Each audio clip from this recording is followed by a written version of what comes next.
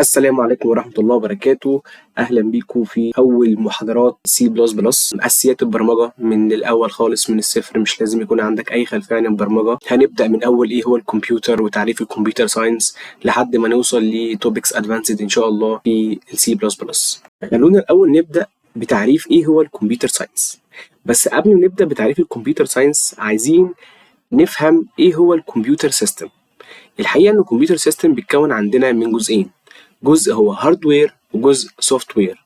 الهاردوير هي المكونات أو الكومبوننت الرئيسية اللي بتكون منها الكمبيوتر، اللي هي الحاجات الملموسة، يعني زي الهارد ديسك، الرام، السي بي يو، السكرين. الحاجات دي كلها هي كومبوننت أساسية بتكون منها الهاردوير بتاع الكمبيوتر. طيب أما السوفت وير هو الأوامر والتعليمات وأنظمة التشغيل اللي أنا ببدأ بديها أوامر بتبدأ تظهر لي وتعمل لي اكشنز معينة. من الآخر الهاردوير والسوفت وير هو شبه بالظبط جسم الإنسان.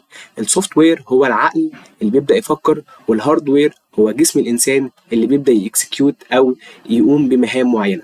في الأول والآخر الاتنين ليهم علاقة كبيرة جدا ببعض، وده هيرجعنا ان احنا نعرف يعني ايه كمبيوتر ساينس. كمبيوتر ساينس هو علم ازاي الكمبيوتر اصلا بيخزن معلومات، ازاي بيعرض معلومات، ازاي بيحل المشاكل. وبالمناسبة ان البرمجة او الكودينج هو فرع من فروع الكمبيوتر ساينس. اغلب الناس لما بتيجي تسمع كلمة كمبيوتر ساينس بيجي اول حاجة في دماغها البرمجة. لا، الكمبيوتر او الكمبيوتر ساينس هو احنا بندرس ازاي الكمبيوتر اصلا بيشتغل، وازاي بينقل المعلومات، وازاي بيخزنها، وازاي بيعرضها، وازاي بيحل المشاكل. احنا هنا بنستخدم الكمبيوتر ساينس علشان يحل لنا مشاكل معينة موجودة عن طريق ان احنا نعمل ابلكيشنز او سوفت وير بتحل ايشو معينة او مشكلة معينة. طيب خلينا بعد ما عرفنا ايه هو الكمبيوتر ساينس وعرفنا تقسيمة الكمبيوتر ان هي متقسمة لجزئين، عندنا هاردوير وسوفت وير. الهاردوير عندنا بيتقسم لأربع حاجات: process device، input device، storage device، output device. أما السوفت وير هو بيتقسم عندنا لبروجرامينج سوفت وير، ابلكيشن سوفت وير، والاوبريتنج سيستم سوفت وير.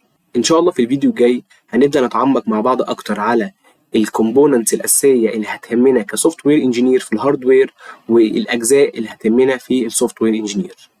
والسلام عليكم.